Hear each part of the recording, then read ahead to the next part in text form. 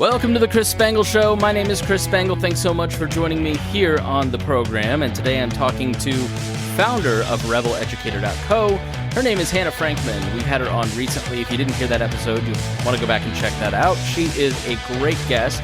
And this time we're talking a little bit about the purpose of education. How did public education become the choice for 90% of the population? And why do so many people think that it should be the only choice? And is it? And if you want to make a different choice, how do you navigate that with your friends and family? What are some different models that you can choose? And we have a discussion about moral formation. Should that be a part of it, or should you just stick to the reading, writing, and arithmetic? So Hannah has a new podcast out, the Hannah Frankman Podcast. Please go check that out. She also gives us a lot of other resources on homeschooling, and make sure you go follow her on Twitter. All right, I want to also say thank you to all of our patrons, the people who make this show possible, especially our $100 a month members, Vincent Peichel, Lars Nordskog, Matthew Durbin, Reinhold, Christy Avery, and Jason Doolittle. You guys are all-stars. You're the reason the show exists. And if you really enjoy this program and you get something out of it and you find yourself thinking, I'm a little bit smarter after listening to this show, then please go support us over on Patreon, patreon.com/wearelibertarians. You support the Chris Spangle Show, and you also support the We Are Libertarians podcast network. Working on some other shows right now, and stay tuned. So, just what I need, another podcast. All right, thanks so much for joining me, and now here's my interview with Hannah right after these messages. Hannah Frankman is the founder of rebelEducator.co, soon to be School by Design. Make sure you go to rebelEducator.co, sign up for their email, look out for that, and it may also be called School by Design. So you're working on a rebrand. Let's get the housekeeping out of the way here. Why are you changing to School by Design instead of rebelEducator.co? First of all, logistically, there's some other stuff out there called Rebel Educator. So as we expand, it's a tough brand to own. But also, I think Rebel Educator has been great this past year building a Twitter brand. It's the type of name that builds a lot of controversy. It's very obviously edgy. We have a very clear-cut point of view just from looking at our Twitter handle, and that's played very well. But we've hit a point where I think there's a limit to the amount of reach that we can have with a name like that and also be offering people products. I think we're putting people in a tough position where they have to explain to the in-laws that they found this thing on Rebel Educator. I'm not sure we're helping on that front. So School by Design is something that I think has a little bit more mass appeal.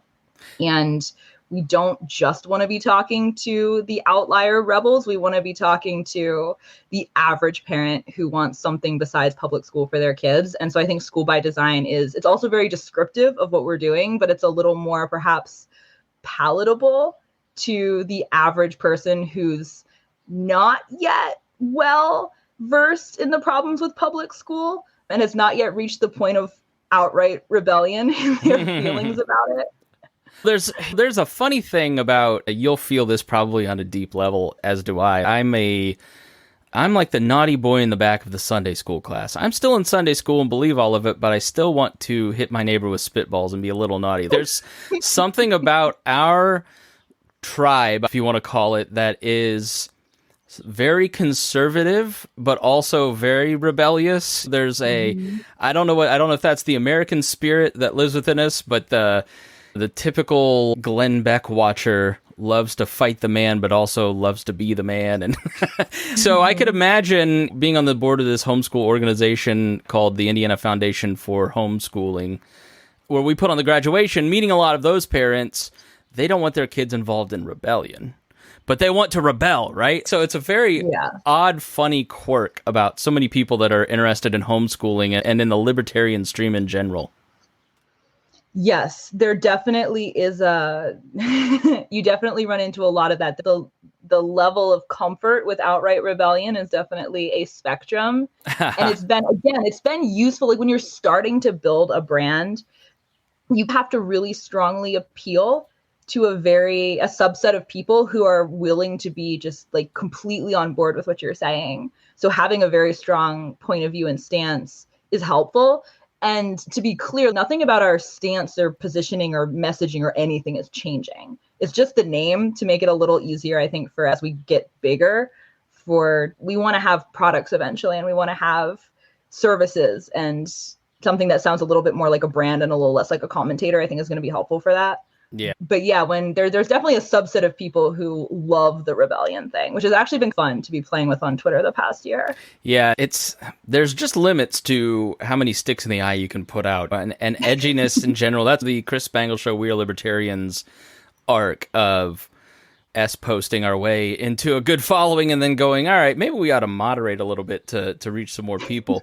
So I totally feel that. Congratulations on 100,000 on Twitter. That it shows that you've been doing a good job. So when you're talking about the content that you put out, what you provide, what are you talking about? What seems to be the zeitgeist of alternative education these days? That's a really good question. I've done a lot of experimentation on this with Twitter and have discovered that there are some avenues of conversation that tend to really hit with people. I think it's a mixture of, I think people are looking for a mixture of things that validate intuitions that they already have about the system and what's wrong with it. And then simultaneously, they're also looking for new information. So if you can provide both of those things, I think you're serving two very significant desires that people have as there. Because I think having concerns about a mainstream system or service is a tough position to be in, because a lot of people are unhappy with the education system, but they're not necessarily in close proximity to you. They're not necessarily your neighbors or your family or your friends. And so it can be tough to be looking at something and saying, this really doesn't seem to be working. This really doesn't seem to be serving my child or kids at large, and to not have the other people around you see it.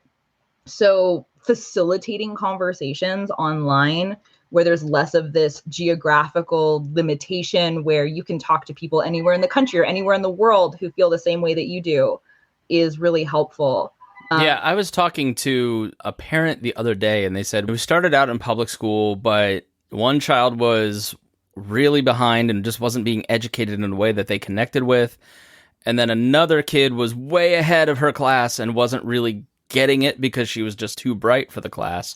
So we pulled them both out and worked at their speed. Now one of them wants to go to public school, one of them wants to stay in private school. If you post on Twitter, just an experiment, listener, on the 4th of July, our president says children belong to all of us, basically. If you post, parents are the ultimate authority in your child's education, you will not believe the pushback you get for that. From your friends, your high school friends, your college friends, your libertarian friends even, you will not believe the pushback that when you say, I am the ultimate authority in my in my child's education, how many local school teachers start telling you how stupid parents are and how stupid you are to trust them. I mean, that, Hannah, is a real phenomenon, and that has to be, I've not homeschooled a child yet, but I would imagine you talk to a lot of folks who go through that social shaming of opting out of the public education system, and what do you say to those parents? Yeah, I've gotten, described exactly an experience I've had many times over on Twitter. I will post something about parents being able to be the primary educator for their kids, and I will get hate mail from teachers who are just appalled that I would post something so irresponsible as saying that kids can be taught by their parents at home. And a lot of parents get that pushback. My parents got that type of pushback when they decided to homeschool me 2 decades ago. The extended family. Wait, you're homeschooled? You seem so normal.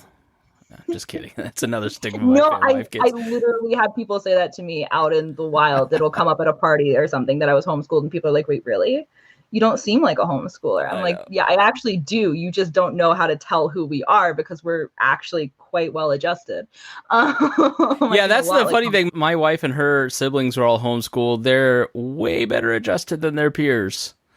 They're but that's another stigma, is the socialization, which we talked a little bit about last time. But yeah, I mean, I think people go, I don't know how to get through this. I know my child's struggling one way or the other.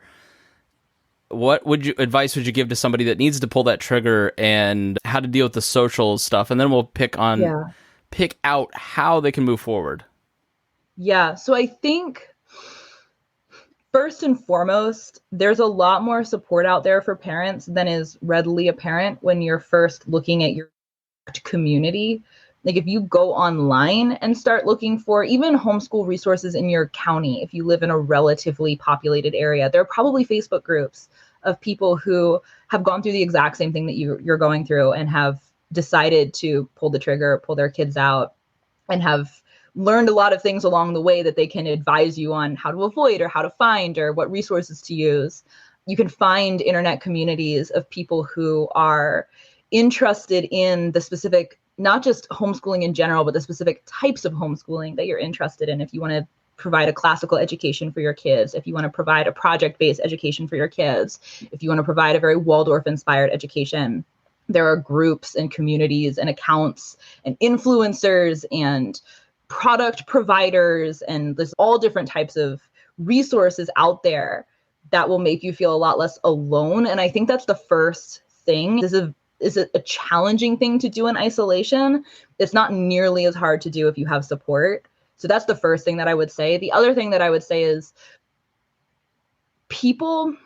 you have very good reasons for wanting to pull your kids out of school, probably, and you have really good reasons to think that you can do a better job educating your kid than the system can. And just because the people around you don't see that at first glance doesn't mean that your reasons aren't valid. And you may be able to present a really great argument and have it fall on deaf ears. Sometimes the proof is in the pudding. Sometimes you have to do the work for a while and have your kids at home and have them thriving, and then have people say, okay, I guess you weren't crazy after all. That's what happened with my extended family, I think. But also, people are very defensive about the education system. And I think some of it is because they were subjected to it and they may have subjected their kids to it. And so it's a tough thing to admit that you're wrong about that. And if somebody, and to even see that there might be a better option than that if you've already fully invested in it. And so I think people have a hard time seeing parents doing something different with their kids and not taking it a little bit personally and getting a little offended because of that. I didn't homeschool you. I sent you to public school. Do you think I messed you up? What are you implying by saying that school isn't good enough for your kid? And so I think we live in this very broad cultural trance where we all just think that public school is the way and it's what everybody does. And it's really hard to see something different than that, to step outside the matrix. And so just because you have doesn't mean that the people around you have the capacity to yet or have seen the right thing that snaps them out of it. And just because people are pushing against you does not mean you're wrong, but you might have to find support outside of your immediate community because they might not be ready to hear it. Yeah, that's one thing that I've noticed about a lot of my friend circles or family circles. It's if you're not making the same choice, let's say I'm renting and they're buying, you're stupid for not having equity, or not everybody may be in the same point or at the same, there's the comfort of validation by having other people like you choose the same things that you've chosen. I think you raise a great point there. The other thing I would say is I'm not anti-public school. I loved my schooling. I loved Plainfield High School. I would go back to do my schooling. I was thinking about this as I was getting dressed this morning. I'm like, I'm so excited for like my kids to grow up and be kids and go to school or get schooled or whatever, because I genuinely love the experience. And I think what I'd love for people to take away from this conversation, and I think you would too, is that it's okay that there are other choices, right? If public schooling is right for you and your family, go for it. It doesn't mean your kid can't get a great education. But I look at my siblings-in-laws, and they all have great educations as homeschooling kids, and they, through the 20 years of schooling, have had different styles from classical to, I don't know, Waldorf and all these other things that you talked about, Montessori, and it's very hyper-focused on their particular needs, and there's tons of support that their mom had in helping plan that education, like the organization I'm a part of that does Map Your Future. There's an organization in Indiana that does a great job called the it's IHAE, Indiana Homeschooling Association of Indiana Association of Home Educators, IHAE. And they have all kinds of 101 classes and conventions, and There's tons of different choices. And Hannah, I don't know, maybe you've researched the history, I haven't looked into it, but where did that notion of there's one right choice as opposed to a myriad of choices? I'm in the grocery store yesterday marveling at the 15 choices of mustard that I have, and we revel in that as a capitalist nation. But then if you want to make a different choice with your kid's education, you're bad. You're wrong. Where did that sentiment come from? It started in the 1800s. It started in Massachusetts specifically, and then extended through the rest of the states. And it's a product of, we've written about this at Rebel Educator. If people are actually curious, you can go to our website, or you can look up the industrial history of American education, which is the title of the piece we wrote about it, and that'll come up, where we go into detail with all of the, we have all the receipts of the different documents and stuff of the people who are building the education system. But basically, in the early, or the mid 1800s rather, America was full of immigrants from different parts of Europe, very distinct cultural groups that did not get along. And especially the reason that this started specifically in the Northeast is because there were a lot of immigrants from groups that really weren't homogenizing well. Like the Italians weren't getting along with the Irish, the Catholics weren't getting along, the freed slaves that were coming up from the South, or the escaped slaves were, again, that's a hard group to homogenize into these very Northern European cultures that are fresh off the boat. There was just a lot of social tensions. And simultaneously, we lived in a country that was expanding very quickly, but also industrializing. And the labor needs were very different. So prior to the mid 1800s, most of the world operated in these sort of corporate families where the whole family was living in one house, often mixed generations. They were working on often the farm. They were all working together. The kids were educated often at home because there wasn't a centralized education system. You might go to your local one-room schoolhouse, or if you were in a bigger urban area, there might be different schools to choose from and bigger schools. But if you were out on the prairie somewhere, you were learning at home. Your mom was teaching you, and you were working at home until you got married and went off to start your own corporate family. There was this very different sort of labor structure in America and productivity structure. And that started to fragment when we started to build factories and we started to build bigger corporations that needed a lot of workers. And so America was trying to industrialize really aggressively. And in order to do that, they needed labor, they needed workers. And this was a two-pronged problem that was attempting to be solved, which with the education system, which was, how do we get all of these disparate groups of people to get along and homogenize into an American population instead of these very disparate identity groups coming from different parts of Europe? And then how do we cultivate a labor force that's going to work for a type of economy that we've never really seen before? This was a very new thing in the history of the world. The granddaddy of American education, his name was Horace Mann, went to Prussia and studied their education model because the Prussians were really good at invading and conquering people, and then they were very good at subjugating those people. So they started basically these military schools in places that they conquered, where they would take all the kids of the subjugated people and they would put them in the school, and they would basically teach them how to be good Prussians. And it was intended to be a talent funnel for the military. We conquer these people, we put them through the education system, they become Prussians, and then they can fight in our military when we go conquer the next people. It was like a very good little ecosystem they had going on. And Horace Mann was super impressed by this. He's like, wow, the Prussians can go conquer all these disparate people and make them all uniform Prussians. We need to do this in America. He brought back this education model. He started experimenting with building schools around it. The initial nationalized education system started to be formed. It wasn't until the 1920s that it was fully established as a national phenomenon where everybody was just going through this education system that was based out of DC. It was the same across the entire nation, but it became this government service in a way that it never had been before. And it became centrally dictated coming out of DC. And it was just part of the forward moving wheels of progress. And it was a thing that the government's offering schooling for free, and it's necessary for your kids to learn how to function in this new world that we're all living in. And also both parents are working somehow. It becomes very convenient to send your kids to school. So I think some of the adoption stemmed from convenience. But now we live in a world where there is no living memory of anything else. All previous generations went through this very nationalized, industrialized education system. So we just assume this is how it's supposed to be. And there's been a schisming that's been happening since the 1970s, really, where there's different homeschooling movements, different types of micro schools, different alternative schools cropping up. There have been a couple different inflection points, especially over the past couple of decades, where we've seen a big shift. Like around 2008, there was a really big shift into private schooling. The number of private schools really exploded. I have no idea why. And then again, around COVID, which is much more obvious why, there was a big movement towards people moving into private schools and alternative schools and homeschooling.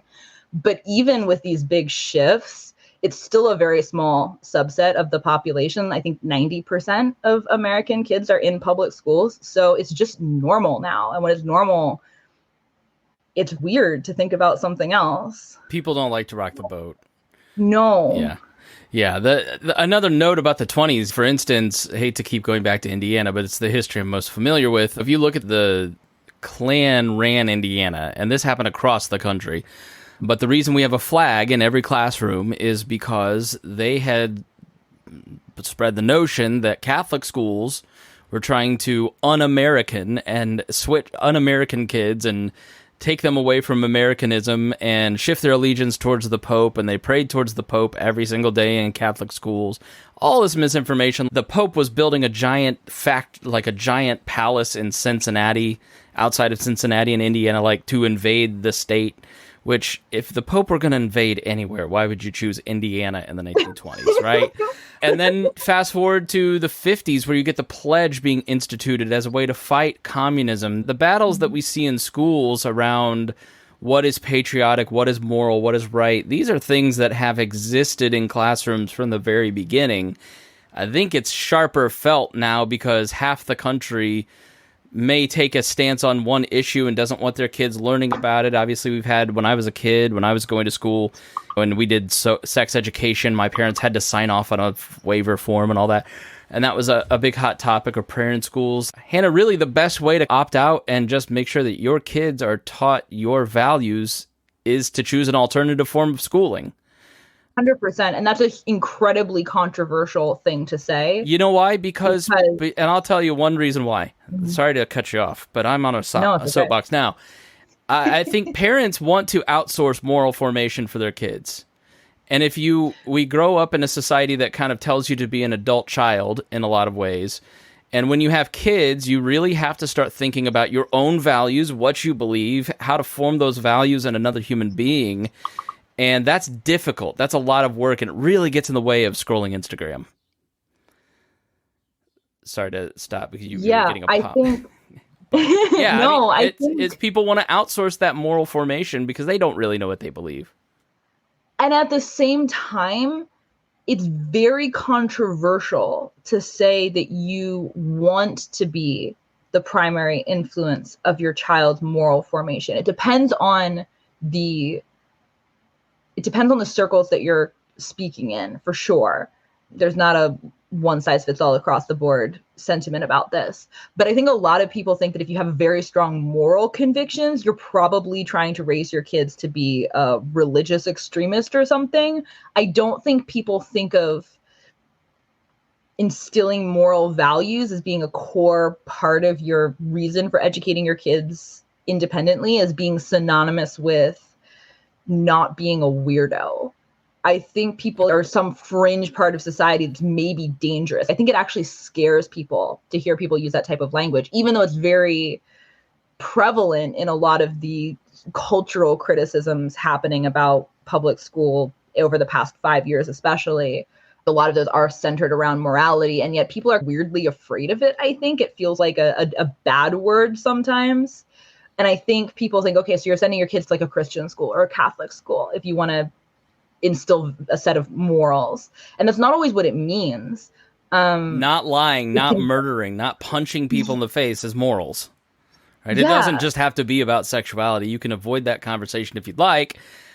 Moral formation is teaching your kids to be nice to each other, nice to their friends, include kids that are different. All of these are different pieces of your values and virtues that you're trying to instill in your kids that you practice on a daily. Every single person has their own set of moral values that they're trying to instill. It doesn't have to be declared. I think Christians and Christian conservatives and homeschoolers tend to be more zealous and defined. I think defining some of this stuff and fighting for these things make it a lot more obvious. But every single person, we want schools to teach some morals, right? I don't want my kid to get bullied. I don't want my kid to get hit. I want to make sure that they're taking care of friends that maybe are disadvantaged in some way or maybe are alienated in some way, right? Those are all moral values that we expect our community to have. And I agree. I don't know why we're so afraid to talk about that stuff. I think some of it is there's this, and this is purely hypothesis. I could be very wrong about this, but I wonder if some of this it's a fear that's been instilled in us because of the origins of the system, which were very much, we want to make everybody get along, and not just get along, but be interchangeable. So I don't care if you're fresh off the boat from Italy. I don't care if you're fresh off the boat from Poland. I don't care if your family's been here for 5 generations, but you're Quakers, and that's why you came to America in the first place.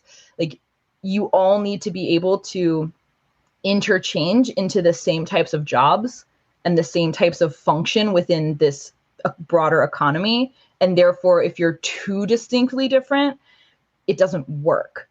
And so I think that we have this sort of cultural, purely in the realm of education, we think of morality and education almost being separate too. If a school has too much moral education, we start to think we should use language around indoctrination about what's happening in that school. And I think we're just like really weirdly culturally nervous about all of these things. Maybe rightfully, maybe not. I don't have a strong take on that in the context of this specific conversation. But I do think that people are almost afraid to say that they want to morally educate their kids because they're afraid that their neighbors are going to think that they're indoctrinating their kids into something weird. But at the same time, our education system does a terrible job at moral education. It's not really doing deep moral education most of the time. It's teaching kids how to function with each other inside the confines of an institution. And individual teachers sometimes do a great job of this, but it's not really about moral education. It's much more vapid than that. Yeah. I think you and I are taking it a step further than maybe a lot of people are listening. Moral formation shouldn't be the job of the school. They should just teach reading, writing, arithmetic, facts, history, right? Leave the moral formation to me. Why would you want moral formation to be a part of your kids' education to begin with, Hannah? Yeah, I'm not advocating that it should be. Some people in the education world have a very strong stance that it should. Some people have a very strong stance that it shouldn't. My stance is much more like generally with different education models, there are a lot of different approaches that I like, and I think different ones are a great fit for different kids. And I'm much more an advocate for there being a lot of options as opposed to just one. So I don't actually have a strong stance one way or the other. I think I probably will eventually have a strong stance on the moral education side of things. But like right now, it just feels like a sticky wicket. It's like a complicated thing that people get stuck on, and it's not necessarily. Did you watch the Duggar thing? No. Okay. So my wife... Should I? Yeah, you should definitely watch the Duggar documentary. It was, I wouldn't say healing for my wife and her family, but there was a lot of opening up the box of her parents were great about options. But I've had conversations with several people where it's, if you clamp down too hard, this is one of the problems I think with alternative education homeschooling, is this is your view of morality, of history, of the Constitution, and if you think anything other than this, you're the problem, right? Where it almost turns into gaslighting. Yeah, so I agree. Let's talk about some of those options, because when you say openness, I think what people think is what I'm talking about, which is the Duggars, and you're going to read David Barton's textbook on American history, and this is the only type of history, and man was riding dinosaurs, right? That's their view. Families going to the Ark. Nothing wrong with that. Just saying that's, I think, people's stereotypical view. But Like when you say openness and different models, give me an idea of some of those different models that a parent who's, all right, I'm going to make you, Hannah, the educational fairy godmother of Michael, my new son, who is 2 weeks old. What are some different things that I ought to be thinking about? And once he hits 4 or 5, like which directions should we be thinking about? Yeah, there are so many options. First of all, it's Matthew. I keep calling him Michael. His name is Matthew. I'm sorry. You posted on Facebook about that. I don't even. I just did it. You just saw it in real time. I'm just assuming that you've had 0 sleep since baby has been born. I have slept great. I'm the worst husband. I haven't woken up one time with this kid. She's up half the night, but then I take care of him during the day while she naps. But it works. But no, I'm just dumb. There are so many options out there for different educational alternatives. There's so much, which I think is both overwhelming for parents sometimes, but it's also incredibly exciting because you don't have to try to shove your kid into an option that doesn't fit. You can just find a different option. And sometimes it takes a few tries for a family to find the right option for their kid. And sometimes there are different options that are correct at different stages in a child's development. And I think that's important as a preamble to this, because you don't have to know exactly what model is going to be right for your kid up until they turn 18. You don't even have to know what model is going to be right for your kid next year. Like the public school system is so bad in terms of academic outcomes that you can shuffle your kid through 3 or 4 different schools over the course of like their elementary years or their middle school years or whatever, and they can still catch up just fine to where they're supposed to be. So I think in some ways the pressure is very low and there's room for some experimentation. But for younger kids, I'll also say as a preamble that kids catch up on what they learn in elementary school very quickly. And I think a lot of the fundamental sort of ways of being that a school teaches are more important than the specifics of the academics, because you can catch up on anything you're missing academically super fast if and when you need to. So I think sometimes people put too much pressure on early childhood education, where, again, you can adjust to where your kid's at developmentally and what they're interested in and what they seem to be curious about and ready for, and then catch them up on anything else that they don't appear to be ready for yet later. But for younger kids, Montessori is a great option. Montessori actually it's considered to be for 0 through 6-year-olds. So there are Montessori resources and Montessori schools that you can use very young with your child. I'm a really big fan of Montessori early childhood, like child care, that then leads into like preschool and kindergarten. It's really focused on a child's developing autonomy and a child's developing self-direction. And it focuses very heavily on kids building confidence in their own competence very quickly. So one core component of a Montessori approach is that if your child is trying to do something, you don't just jump in and help them. You let them do as much as they possibly can. If they're struggling and they ask for help, maybe you encourage, or you find like the minimum thing that you can do to help the process along without doing the whole thing for them. So like they're trying to tie their shoe and they're not very good at it yet and they're struggling, and the impulse might just be to jump in and tie it for them because you just want to be helpful or you just want to get out the door. But really they're just struggling with making the second loop that they need. They can make one loop just fine, but then their fingers are like really struggling to do the second one. So you like help them with the second loop, but then you let them actually like finish tying the bow. You're allowing them to take control of as much as possible early on. So Montessori is great. Waldorf is lovely too. I had a very Montessori or Waldorf inspired elementary education, even though I was homeschooled. Waldorf schools I would put them in the same very general category as Waldorf in terms of just types of education. Waldorf is very artistically inspired. There's a lot there. The elements that I had in my elementary education, we did a lot of art around the different subjects we were learning about.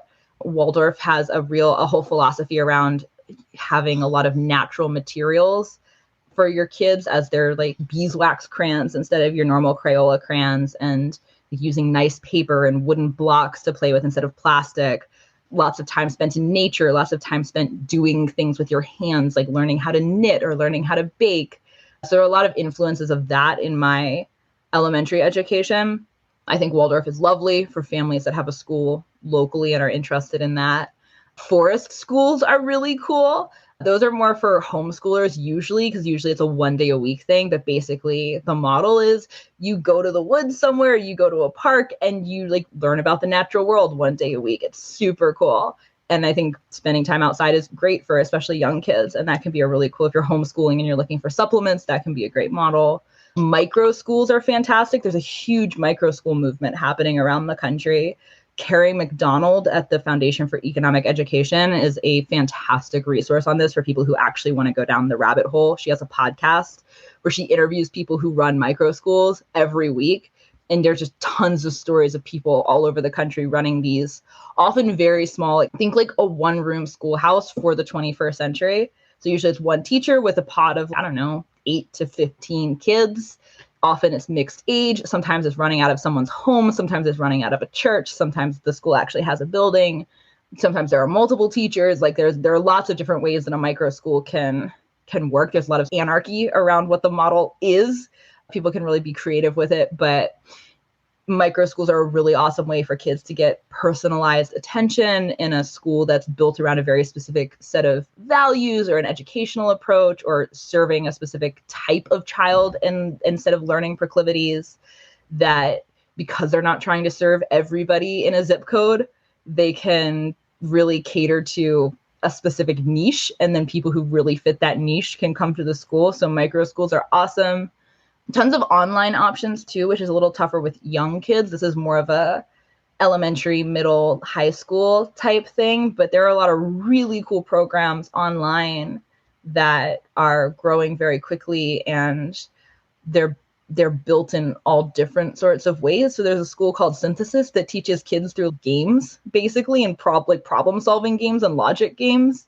There's a school called Kubrio that builds itself as a world school, and they have kids all over the world taking classes. You can be in Indiana taking a class with a kid in Indonesia or something. It's super cool from like a just exposure standpoint. There's tons of different stuff like that too. There's so much that's out there that is not just homeschooling, and we could talk about homeschooling stuff too if you want. Yeah, what I heard was you work with other people to educate your child, not you have to sit down and read 17 books on the history of America and write your own textbook. Yeah, if you want to homeschool your kid, I've gotten a lot of flack for saying this on Twitter, but I stand by it. It's 100% true. If you can listen to your child and hear where they're at, and you can facilitate their natural curiosity, and you can formulate a Google search, you can homeschool your kid. That's all you need to do. That's outrageous. People hate that, but it's true. If you can Google math worksheets for 3rd grade math, if you can Google Khan Academy because you don't know what the URL is, if you can Google free science programs online for kids or whatever, you can find all of the resources that you need to homeschool a child. You have access to a library, you have access to like local resources too, like often county parks and stuff have science classes that your kids can take. You can go to a museum and do a tour. Like there's all different types of supplemental things that you can do, but like really, if you can find resources online, you know how to navigate an internet browser, the amount of information that is accessible to us that is tailored specifically to different grade levels, different curiosities, different needs, you can provide an education that is flat out better than what people are getting in a classroom with pretty minimal effort and without having to know all the answers. You don't have to be great at math to teach your child math, because you can find answers. You can help the child find answers to the questions that they have.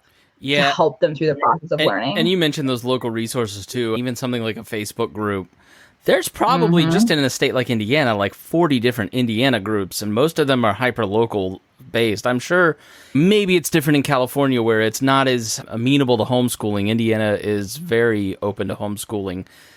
But even that may make it more likely that there are local groups. Start with Facebook and find some groups, and if you run into people that you disagree with, you don't have to just throw out the whole project because you didn't like that person. Or if you're trying one curriculum or one way of doing thing, it doesn't mean that you have to continue to do that. I think That's one thing that you brought up that I really like, that I've noticed from my wife and her family. It's like flexibility is really great, and it's really key, and it keeps you as a parent engaged. And I think one of the reasons the homeschool kids don't have the same issues with feelings of abandonment is because their parents are listening to them and really engaging with them, and unless they're the type of parents that are giving sermons. But you mentioned Carrie McDonald's podcast. I definitely should have her on to talk about that. Do you know the name of the podcast? Yeah, it's called Liberated with capital ED at the end for education. And while you're adding that to your podcast roles, you should check out the forthcoming, if not out now, the Hannah Frankman Show. Is that what it's called? The Hannah Frankman Podcast. Got it. Okay. Yeah, it is brand new, so I don't expect anybody to know the name yet. It is launching. We are in the launch process as we speak. So how many episodes are going to be out when you check it out? I don't know, but you should absolutely check it out. We talk a lot about education. So if you are interested in things we're talking about here, there's a lot more of that on the show. I talk to a bunch of different people who run schools and programs and our parents and all different types of stuff like that about the ins and outs of different ways of educating kids. But not just that. No, not just that. Also a lot of liberty stuff, liberty and freedom, less from the politics standpoint, more from the lifestyle standpoint, which I personally find a lot more interesting. Yeah, politics affects me, but the thing that affects me the most is the philosophies and approaches with how I'm living my own life. So I'm pretty libertarian ideologically, but I am very libertarian in the way I'm doing this whole life thing. And so I talk a lot about that too on the show, and things like I've taken a pretty unconventional path from obviously growing up homeschooled, but then skipping college, working at startups, starting my own businesses, doing freelancing, being a full-on entrepreneur and business owner now. Like lifestyle design, I guess, is the best term to describe this sort of idea of how you live a life on your own terms. I talk to a lot of guests that I find interesting about things like that too. So if that's of interest, we also have some conversations about that there. All right, the Hannah Frankman podcast. Make sure you check that out on your podcast app. We'll also, do you have a website or anything that I could link to? HannahFrankman.com. You can find links to my social media. You can find links to the podcast. You can find links to rebelEducator / School by Design. Everything that I'm working on that's a central hub for it. All right, cool. I'll make sure that is in the show notes. Hannah, thanks so much for joining me. I look forward to talking to you. Maybe we can talk again and here in a couple months and keep talking more about Matthew's education now that I have put you in charge of it. I would love that. Let's do it. All right. Thanks so much for joining me. Make sure you check out HannahFrankman.com. That's with an H, Hannah with an H, and Frankman.com. Thanks so much for joining me here on The Chris Spangle Show. We will see you again soon. This podcast was produced and edited by Chris Spangle and Leaders and Legends, LLC. If you're interested in starting a podcast or taking yours to the next level, please contact us at leadersandlegends.net.